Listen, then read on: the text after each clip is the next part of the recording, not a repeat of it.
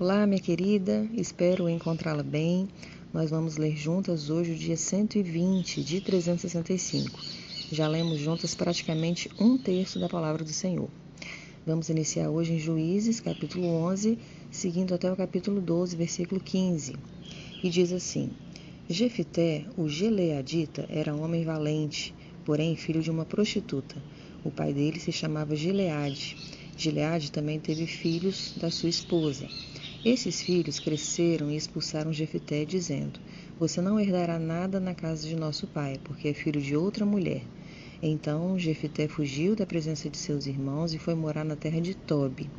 Ali, alguns homens sem valor se juntaram a ele e o seguiam. Passado algum tempo, os filhos de Amon entraram em guerra contra Israel. Quando os filhos de Amon atacaram, os anciãos de Gileade foram buscar Jefité na terra de Tobi e disseram a Jefité: Venha, ser o nosso chefe, para podermos lutar contra os filhos de Amon. Porém, Jefité disse aos anciãos de Gileade: Vocês não são aqueles que me odiaram e me expulsaram da casa de meu pai? Por que vêm a mim agora, quando estão em aperto?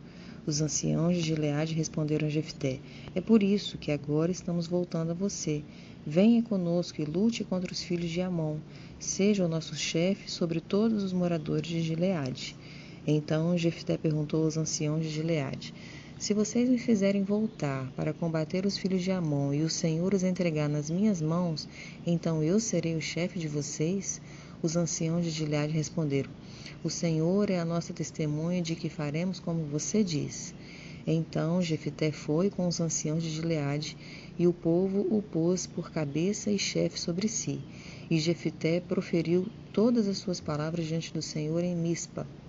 Jefté enviou mensageiros ao rei dos filhos de Amon, dizendo: O que vocês têm contra mim para vir e atacar a minha terra? O rei dos filhos de Amon respondeu aos mensageiros de Jefté: É porque, quando Israel saiu do Egito, tomou a minha terra desde Arnon até o Jaboque e até o Jordão. Devolva-me agora essa terra pacificamente.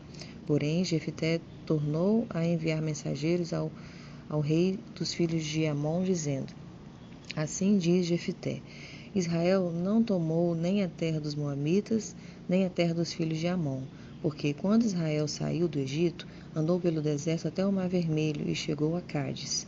Então Israel enviou mensageiros ao rei dos Edomitas, dizendo: Peço que você me deixe passar pela sua terra. Porém, o rei dos Edomitas não lhe deu ouvidos. Israel mandou pedir a mesma coisa ao rei dos Moabitas, mas ele também não quis atender. E assim Israel ficou em Cádiz.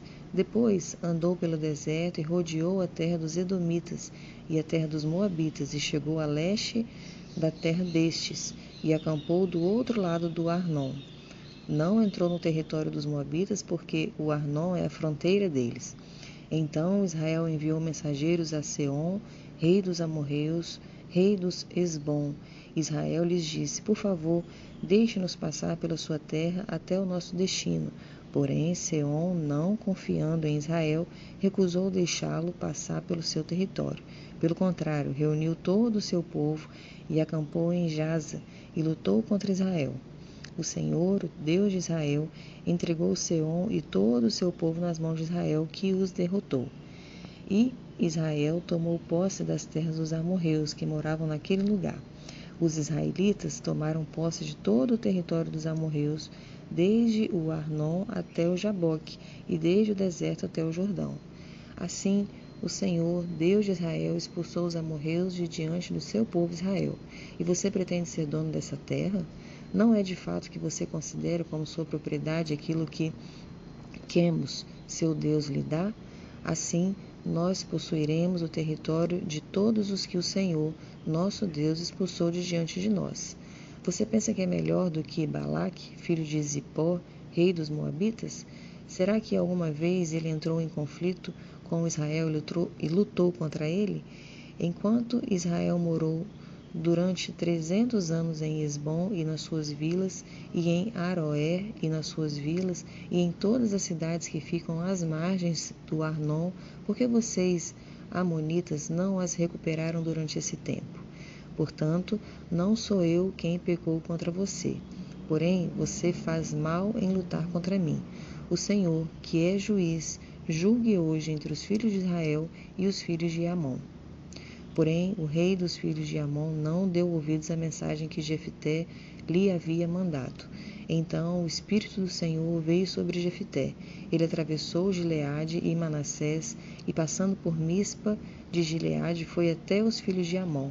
Jefté fez um voto ao Senhor, dizendo: se de fato entregares os filhos de Amon nas minhas mãos, quem primeiro sair da porta da minha casa para se encontrar comigo quando eu voltar vitorioso sobre os filhos de Amon, esse será o Senhor, e eu o oferecerei em holocausto.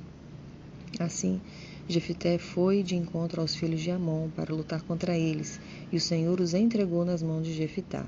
Ele os derrotou desde Aroé até as proximidades de Minite, 20 cidades ao todo, e até Abel-queramim. Foi uma grande derrota para os filhos de Amon, que, assim, foram subjugados pelos filhos de Israel. Quando Jefté voltou para sua casa em Mispa, a filha saiu ao seu encontro, tocando o tamborim e dançando, e ela era filha única. Ele não tinha outro filho nem filha. Quando Jefté a viu, rasgou as suas roupas e disse: ah, minha filha, você me prostra por completo. Você passou a ser a causa da minha ruína, porque fiz um voto ao Senhor e não posso voltar atrás. E ela lhe disse: meu pai, você fez um voto ao Senhor, faça comigo segundo o voto que fez, agora que o Senhor o vingou de seus inimigos, os filhos de Amon. E ela disse mais ao seu pai: que me seja concedido isto, deixe-me por 2 meses, para que eu vá e desça pelos montes e chore a minha virgindade, eu e as minhas companheiras. E o pai consentiu, dizendo: vá. Deixou-a aí por 2 meses. Então ela se foi com as suas companheiras e chorou a sua virgindade pelos montes. Ao fim de 2 meses ela voltou para seu pai, que lhe fez segundo o voto que tinha feito. Assim, ela nunca teve relações com homem algum.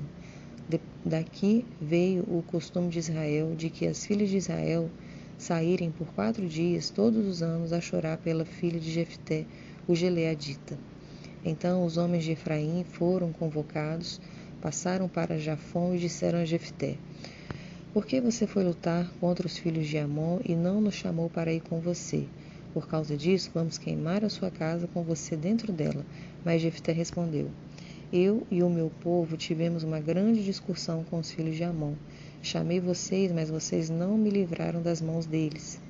Quando vi que vocês não iam me livrar, arrisquei a minha vida e fui lutar contra os filhos de Amon, e o Senhor os entregou nas minhas mãos. Então, por que vocês estão vindo hoje para lutar contra mim? E Jefté reuniu todos os homens de Gileade e lutou contra Efraim. Os homens de Gileade derrotaram os efraimitas, porque esses tinham dito: vocês, gileaditas, que moram no meio de Efraim e Manassés, são desertores de Efraim. Porém, os gileades tomaram os vales do Jordão que conduzem a Efraim. E, quando algum fugitivo de Efraim dizia: quero passar, os homens de Gileade lhe perguntavam: você é efraimita? Se respondesse que não, os homens de Gileade lhe diziam: então diga Shibolete. Se ele dissesse Sibolete, não podendo pronunciar corretamente a palavra, eles o agarravam e matavam nos vãos do Jordão. Assim, naquele tempo foram mortos 42.000 efraimitas. Jefté, o gileadita, julgou Israel durante 6 anos. Ele morreu e foi sepultado numa das cidades de Gileade. Depois de Jefté, quem julgou Israel foi Ibissã, que era de Belém. Ele tinha 30 filhos e 30 filhas. Ibissã deu as suas filhas em casamento a homens de fora, e de fora trouxe 30 mulheres para os seus filhos. Ibissã julgou Israel durante 7 anos. Então morreu e foi sepultado em Belém. Depois de Ibissã veio Elon, o Jebuluzita, que julgou Israel durante 10 anos. Quando Elon, o Jebuluzita, morreu, foi sepultado em Aijalon, no terra de Jebulon. Depois de Elon, quem julgou Israel foi Abdon, filho de Hilel, o Piratonita. Ele tinha 40 filhos e 30 netos, que cavalgavam 70 jumentos. Abidom julgou Israel durante 8 anos. Então Abidom, filho de Hilel, o piratonita, morreu e foi sepultado em Piratom, na terra de Efraim, na região montanhosa dos Amalequitas. Seguimos agora para o livro de João, capítulo 1, do 1 ao 28, e diz assim: No princípio era o Verbo, e o Verbo estava com Deus, e o Verbo era Deus. Ele estava no meio do princípio com Deus. Todas as coisas foram feitas por ele, e sem ele nada do que foi feito se fez. A vida estava nele, e a vida era a luz dos homens. A luz resplandece nas trevas, e as trevas não prevaleceram contra ela. Houve um homem enviado por Deus, e o nome dele era João. Este veio como testemunha para testificar a respeito da luz, para que todos viessem a crer por meio dele. Ele não era luz, mas veio para dar testemunho da luz, a verdadeira luz que vinda ao mundo, ilumina toda a humanidade. O Verbo estava no mundo, o Verbo foi feito por meio dele, mas o mundo não o conheceu. Veio para o que era seu e os seus não o receberam. Mas a todos quantos o receberam, deu-lhes o poder de serem feitos filhos de Deus, a saber, aos que creem no seu nome, os quais não nasceram do sangue, nem da vontade da carne, nem da vontade do homem, mas de Deus. E o Verbo se fez carne e habitou entre nós, cheio de graça e de verdade, e vimos a sua glória, glória como do unigênito do Pai. João dá testemunho a respeito dele e exclama: Este é aquele de quem eu dizia, ele vem depois de mim, mas é mais importante do que eu, pois já existia antes de mim. Porque todos nós temos recebido da sua plenitude e graça sobre graça. Porque a lei foi dada por meio de Moisés. A graça e a verdade vieram por meio de Jesus Cristo. Ninguém jamais viu Deus. O Deus unigênito que está junto ao Pai é quem o revelou. Este foi o testemunho de João, quando os judeus lhe enviaram de Jerusalém sacerdotes e levitas para perguntar: Quem é você? Ele confessou e não negou. Confessou: Eu não sou o Cristo. Diante disso lhe perguntaram: Quem é você então? Você é Elias? Ele disse: Não sou. Então perguntaram: Você é o profeta? Ele respondeu: Não, não sou. Disseram-lhe então: Diga quem é você para podermos dar uma resposta àqueles que nos enviaram. O que é que você diz a respeito de si mesmo? Então ele respondeu: Eu sou a voz do que clama no deserto. Endireitem o caminho do Senhor, como disse o profeta Isaías. Ora, os que haviam sido enviados eram do grupo dos fariseus e perguntaram a João: Então por que você batiza se não é o Cristo, nem Elias, nem o profeta? João respondeu: Eu batizo com água, mas no meio de vocês está alguém que vocês não conhecem. Ele vem depois de mim, mas não sou digno de desamarrar as correias das suas sandálias. Essas coisas aconteceram em Betânia, do outro lado do Jordão, onde João estava batizando. Seguimos agora para Salmos 101, do versículo 1 ao 8, e diz assim: Cantarei a respeito da bondade e da justiça, a ti, Senhor, cantarei.